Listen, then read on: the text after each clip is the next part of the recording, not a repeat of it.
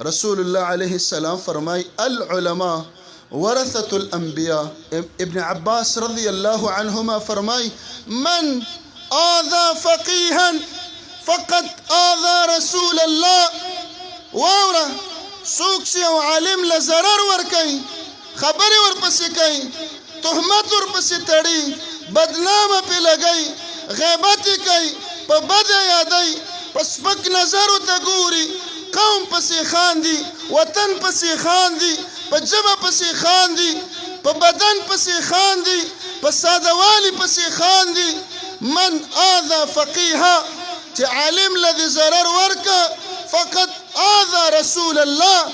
داسې ده لکه رسول الله چې دې خفه که د الله په دې ځمکه دا علما چې درس قرآن کوي، درس حدیث بیانوي، قال الله وی قال رسول الله وی، بخاري شریف پڑھاوي، ترمذي پڑھاوي، مشکات خلکو ته لولي، د مشکات درسونه کوي چې دا علما دغه امامان وی که علما د الله اولیاء نه نو په مخ د ځمکه د سره د الله بل ولی شته دی نه. علماو لیکلي دي د علماو قدر خلک په درې قسمه دي. خلک یو هغه خلک دي شبه الخوارج وسفهاء الاحلام چې د خوارجو مشابه دي، بعقل دي، عالم متعلم نخکاری په معمولی خبر عالم دا د حکومت سره دی. ته به وایې چې دا په اسمان کې ناست دی، د حکومت نه ځان پټ کړی دی، او مولوي صاحب د حکومت سره دا فلان کې دا خو د پلانکو خلکو دپاره لګیا دی. ته د الله دپاره لګې او دا غټ شیخ صاحب اوس د خلکو دپاره لګي.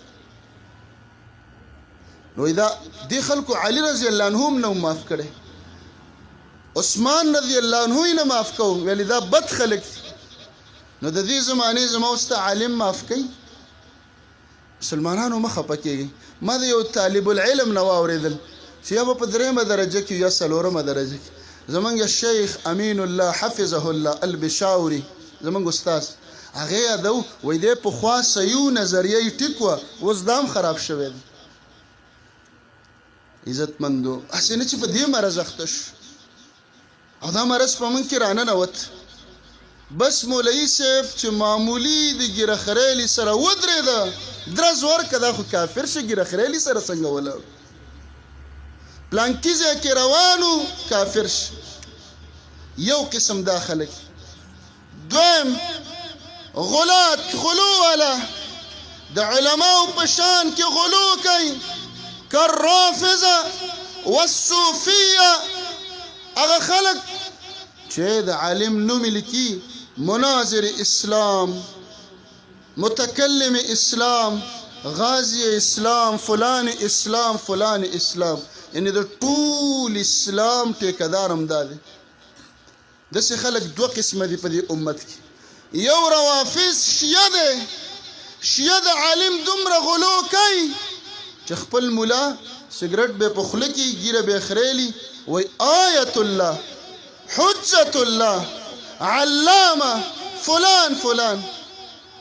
او دویم په من کې صوفیان، قبر پرست، پیر پرست خلک، فلان پیر، مرشد، متکلم اسلام، غازی اسلام، مناظر اسلام، فلان اسلام، اوږده سلسله د نوم نو فلان کې دام غلو ده.